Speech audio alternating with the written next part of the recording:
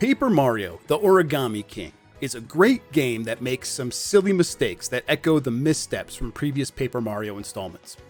The issue isn't that developer Intelligent Systems ruined the fun with some of its choices. It's still a fun game. Instead, it's frustrating because the studio could have made an even better Paper Mario by paying more attention to the series' earlier games. Nintendo is launching Paper Mario July 17th for $60 on Nintendo Switch. Like others in this series, The Origami King is a role-playing adventure that has a flat paper version of Mario exploring a whimsical world. But like more recent releases in the franchise, Nintendo doesn't fully commit to the RPG elements, and this is where the game falters the most. I'm going to start complaining a lot about the battle system, but before I do that, let me assuage some fears that I think a lot of people might have. I really love this game. It has faults, but I'm glad I pushed through them to get to what is a really fun adventure story. The Origami King does not live or die by its standard battles, and you shouldn't decide to play it or not based on them either. Let's get right into it. Paper Mario: The Origami King's combat system is worth avoiding. The game doesn't have XP, Mario doesn't level up, and yes, this makes most battles feel pointless. But this has a bigger problem. The whole combat system is fundamentally broken. A basic fight in The Origami King is essentially a tile sliding puzzle. Mario stands in the middle of the battlefield and enemies huddle around him on a series of dials. You need to figure out how to line up those enemies into either a straight line for a jump attack or a 2x2 grid for a hammer smash. Once you line them up, you can then choose your weapon and time the attack to get some bonus strength. But this system minimizes the attack stage to the point that it feels vestigial. You're not really choosing the weapon. The puzzle phase determines whether a hammer or jump is more effective in the attack stage. And the game doesn't even try to hide that its priority is sliding Koopas and Goombas around. You're almost always supposed to defeat enemies on your first turn. What I mean by this is if you have 3-4 enemy groups on the playfield, you'll get 3 attacks in one round. None of this is determined by stats or equipment. It all works backward from the number of enemies you're facing. For me, this removes all of the stakes from the battle. Origami King's fights have zero give and take. There's an optimal way to play, and it's up to you as the player to mindlessly run through those motions. And it's not even like the combat system is clever for what it is. It's sloppy. During the lineup phase, you cannot easily see what weapons you have equipped, and this is a pain because as the timer is running down, you might find that the only option you have is to line 4 spiky enemies up in a column. This means you can only take them all out at once with a jump, but only if you happen to have iron boots. Otherwise, you're going to take damage without dishing any out. And for some reason, only your weak basic boots and hammers don't degrade. All other equipment falls apart after a few attacks. Okay, whatever. I guess this encourages you to try other weapons, like in Breath of the Wild, but it's not like Intelligent Systems created a lot of variation between the shiny hammer and the gold hammer. These weapons work in the exact same way. The only unique characteristic is that the gold hammer gives you coins when you use it. The combat is ill-conceived and undercooked. Paper Mario: The Origami King is a worse game for not having straightforward turn-based RPG fights like in Super Mario RPG or Paper Mario: The Thousand Year Door. But Paper Mario is about variety, not combat. About 10 hours into the story, I started avoiding enemies wherever I could because you'll incur no penalty, like under-leveling, obviously. This is a major improvement, and I think even Intelligent Systems understands that a lot of players are going to do this. As you upgrade Mario by finding heart containers, you'll get a boost to your HP as well as to your attack strength. This makes your attacks more powerful in fights, but also outside of them as well. For most of the game, you can jump on a low-level Goomba or Koopa Troopa and take them out without actually entering the battle screen. I honestly wish that this was the extent of the combat, or at least the standard combat. It's so much better than the actual battle screens.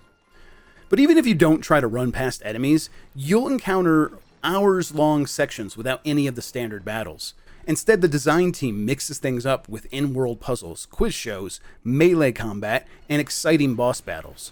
In one point in the first half, you get into a series of encounters where you fight enemies by running around a theater stage, getting into imaginary gun duels, and dancing.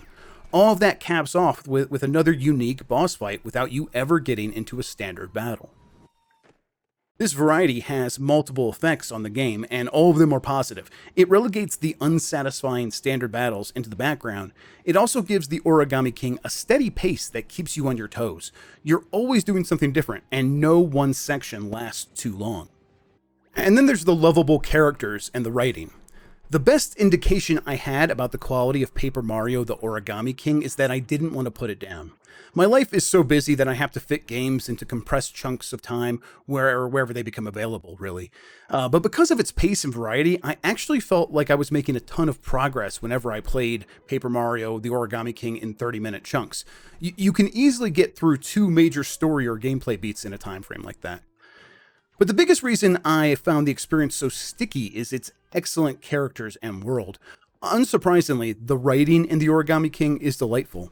Your permanent companion, Olivia, stands out for her charm and humor. She is an origami and the sister of the story's villain, and because of this, she's always a bit out of her depth in this flat paper world. But Olivia is too perky to let the unknown frighten her, and her faux confidence and attitude is really infectious. Every companion is also equally fun to spend time with. I have an especially soft spot for Bobby, the Bob-omb. He's going to live in my heart forever, and I don't really want to get into details because they're spoilers. The writing's quality goes beyond the main cast, though. Background chatter is also consistently coercing chuckles out of me throughout my gameplay. The Origami King also has a fun and connected world that holds everything together. Unlike Paper Mario Sticker Star on the 3DS, which has an overworld-style map, this game is one contiguous space. That might not sound like a major difference, but it is. Moving Mario through these environments and unlocking the next area makes the entire journey feel more grand.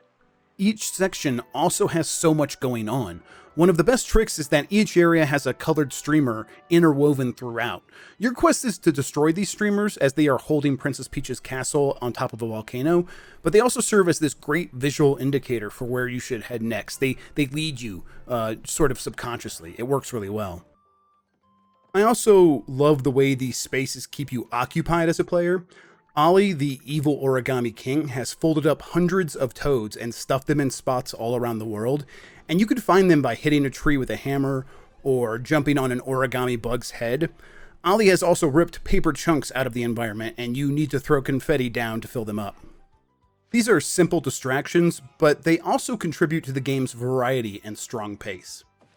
It's also pretty easy and breezy. Intelligent Systems added a lot of features to make Paper Mario the Origami King more friendly.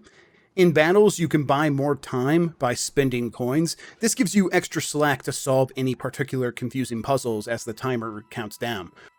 You can also spend that money to buy help from the toads in the audience. If you spend a bit extra, they will give you tips about how to solve the puzzle, and they'll even give you health and things like that. Some of these features might make the game too easy. I never used a healing item in battle because I always had enough coins to call for toad help.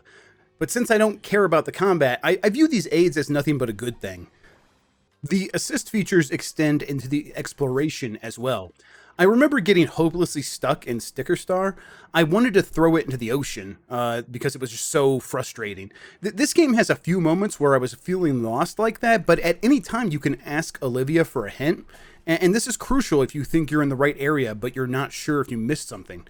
If you try to leave and then talk to Olivia, she'll usually tell you to just go right back where you were. Again, this feature is maybe too aggressive in acting as a protective bumper. Olivia will stop you from straying off the path if you're supposed to go directly to the next objective. She'll also comment if you try to walk past a save point without using it. But as with the combat, I was happy to have this help. These guardrails don't spoil the adventure. Instead, they just keep you from stumbling into frustration.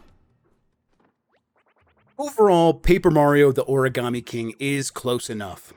I know what most people are going to take away from this review. The battles are pointless. This isn't what fans want from Paper Mario. The puzzle-style battles are pointless. You're right. And even worse, they just aren't any fun. I think I find them especially maddening because my ADHD. It's difficult to keep the cause and effect of moving the dials in my head beyond 2 turns, and it doesn't help that I have no stakes in getting through the fight. But the puzzle phase doesn't have a good enough state where you almost figure things out. You either solve it or you don't, and that makes the entire exercise needlessly stressful. If Intelligent Systems wanted to combine puzzle mechanics with combat, it should have looked to successful examples like Henry Hatsworth in The Puzzling Adventures. That 2009 DS classic from Electronic Arts combines a platformer with a match 3 puzzle game that you play simultaneously. It has a ton of back and forth where every decision counts. It has stakes. And the Origami King's failures in this area hurts more because the game is still so good. If this had the same combat as the Thousand Year Door, it would stand among the best games available on Nintendo Switch. But what I actually want you to take away is that this game works despite itself. You shouldn't miss out on the characters, writing, and world because a small fraction of the experience doesn't work. By the end, I had largely forgotten about standard combat. I think this is the rare game that improves as you continue playing.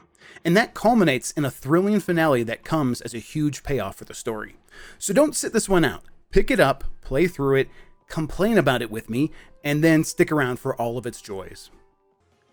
I gave Paper Mario The Origami King 85 out of 100 on GamesBeat.com. You can read this full review there as well.